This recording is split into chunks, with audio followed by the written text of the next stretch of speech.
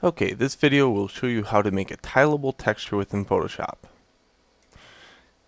So, I have this texture. And incidentally, you can get a lot of textures from my site, located here.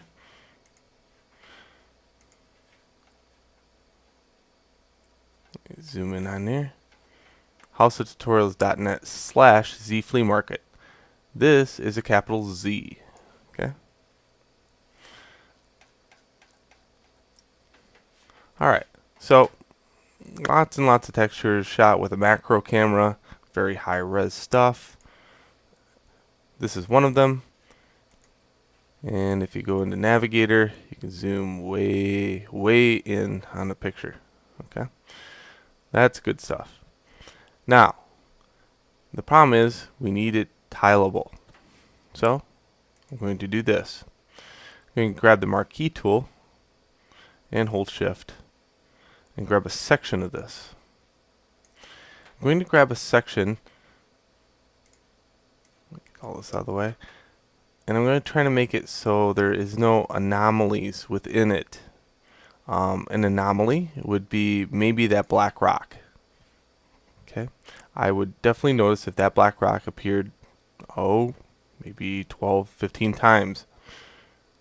Now, sometimes you're not going to escape the anomaly. In this case, I am not going to be able to. So in case of that, you sample from the middle, because then you can escape all the lens anomalies that appear on the outside. All lenses have these. So let's go image, crop. Okay, next, let's deselect that. Filter, other, offset. This will offset the texture and allow me to see the seam. In this case, right here it is. Now, hit cancel for a second. Let's go into layers and let's duplicate this layer. I'm going to turn on something so you can really see what I'm doing here. I'm going to turn on these big, huge, extra large layers. And then way you can see exactly what I'm duplicating. So I'm duplicating this for a reason. And that reason is this. If I take and filter other offset, and then offset this, just so I could start seeing the seam,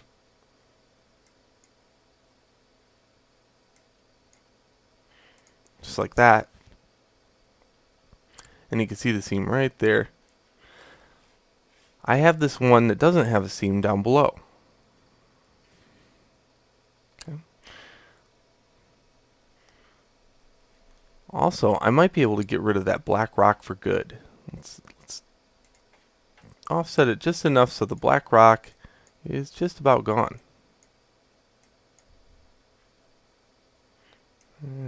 He likes to hang out. Nope. Okay. So, let's take this, an eraser, and we're going to fan. Have a nice soft eraser for this. Big brush, low flow.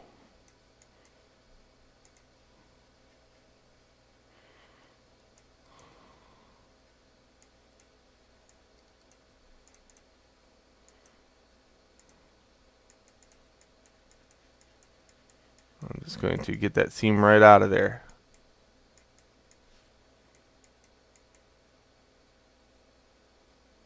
Just like that. And if I want the rock, the black rock right here, a little bit gone, I can get rid of that. Just don't touch the outside edge. Okay? Good? And we'll be getting rid of the rock even further later on. Now let's make a duplicate copy again. This time, I'm going to take the marquee tool, okay, and edit copy merged, edit paste, and bring that one to the surface. I'm going to go filter other offset.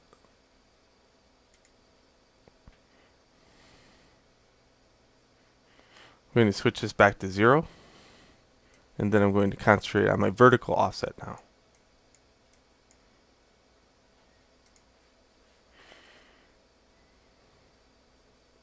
Okay. In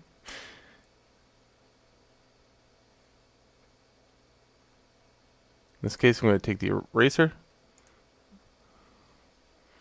I'm going to concentrate only in the center here and get rid of that seam. Now I've lost a lot of contrast. If you see this, you know there's tons of contrast to be lost with this workflow. But let's take the first initial, duplicate it,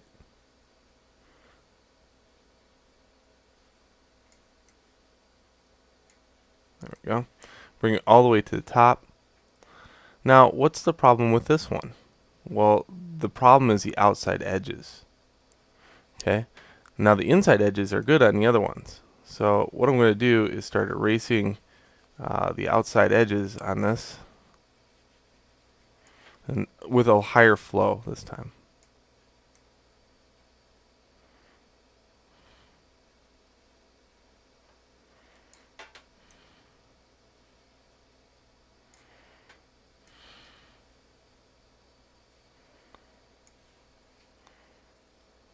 Alright, so there we go. That's now tileable. Okay, I want to get rid of that black rock. It's really bothering me because I know how bad it's really going to show up. So I'm going to take the clone stamp tool here, and I'm going to choose this, a soft brush for it. I'm going to hold Alt, click in an area, then click over the top of this black rock, and now that black rock is gone.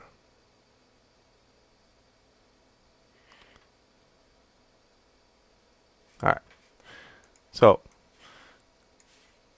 one last thing, copy merged, paste, then filter, sharpen, smart sharpen.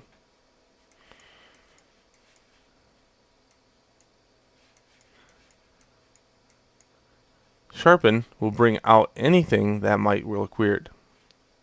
In this case, I have a little tiny seam. I didn't see that.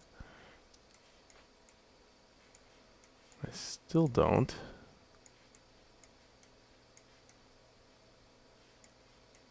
I don't see a seam. Saw it on the sharpen, but not here. So that's good. I mean, I don't see it here. It can't be really noticeable. Alright, so image size. You can see this resolution is really big. So I'm going to lower that down to 72. And this one, 2048. I can always lower it later if I need to, but 2048 would be a nice texture to be able to store on my hard drive. Okay, so we're going to save this as a TIFF.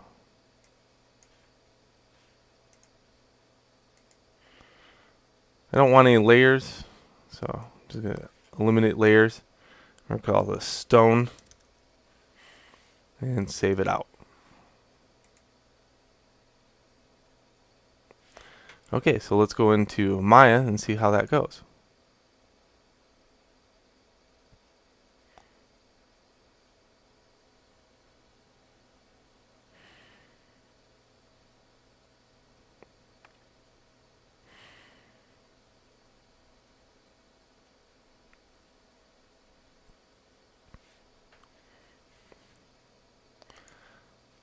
Okay, so I'm going to just grab a plane. Go in here, hit 6 on the keyboard. Go into Hypershade. Go into Textures. Drag that texture in from the desktop.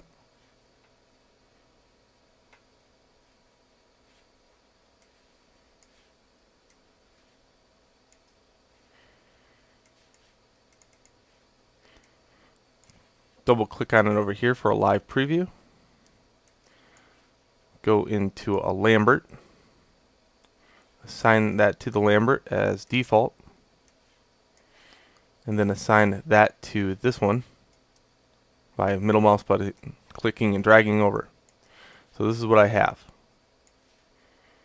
Okay, now for the tileable test.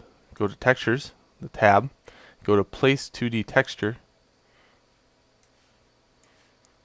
go down below, and you hit repeat UVs. Let's repeat this 6 times and see if it looks good.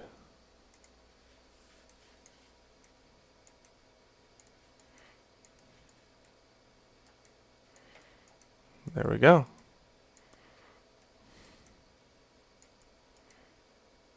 Now you can see what anomalies look like. Here's that rock, and since it's red, it shows up a little bit every once in a while. It all depends how much you're paying attention in game to the red rock. But other than that, you get a high contrast look with no seams.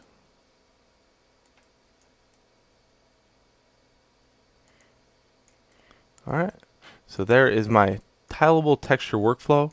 It's all different for every sort of texture, but that's the one I would use for rocks like that.